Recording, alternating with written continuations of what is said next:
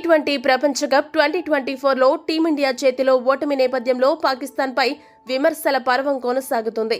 Mega టోర్నీకి జట్టు ఎంపిక మొదలు బాబర్ ఆజం కెప్టెన్సీ, వ్యక్తిగత ప్రదర్శన వరకు ఏ ఒక్కటి సరిగ్గా లేదంటూ ఆ దేశ మాజీ క్రికెటర్లు మండిపడుతున్నారు.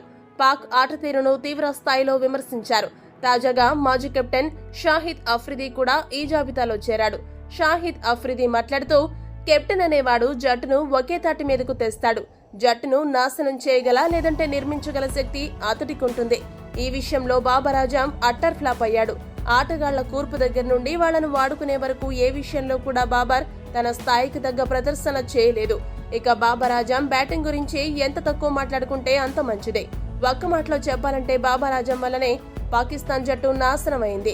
మంచి ఆటగాళ్లకు అవకాశాలు ఇవ్వకుండా తనకు నచ్చిన ఆటగాళ్లకు అవకాశాలు ఇస్తూ పాకిస్తాన్ కొంప ముంచాడు. ముఖ్యంగా బ్యాట్స్మెన్ ఎంపికలో ఈ విషయం స్పష్టంగా అర్థమవుతుంది. ప్రపంచ కప్ ముగిశాక ఈ విషయంపై మరింత లోతుగా మాట్లాడతానని అఫ్రిది ఘాటుగా పేర్కొన్నాడు. గ్రూప్ దశలో మిగిలిన 2 మ్యాచ్లలో గెలిస్తేనే ఈ టోర్నీలో పాకిస్తాన్ ముందడుగు వేయగలుగుతుంది. ఈ నేపథ్యంలో జట్టులో ఐక్యత లేనందువల్లే ఈ పరిస్థితి అంటూ షాహిద్ అఫ్రిది బాబర్ ఆజంను టార్గెట్ చేయడం గమనార్హం. ఈ వీడియో కనుక మీకు నచ్చినట్లయితే లైక్, షేర్, కామెంట్ చేయండి. మరిన్ని స్పోర్ట్స్ అప్డేట్స్ కోసం మా ఛానల్ ను సబ్స్క్రైబ్ చేసుకోండి.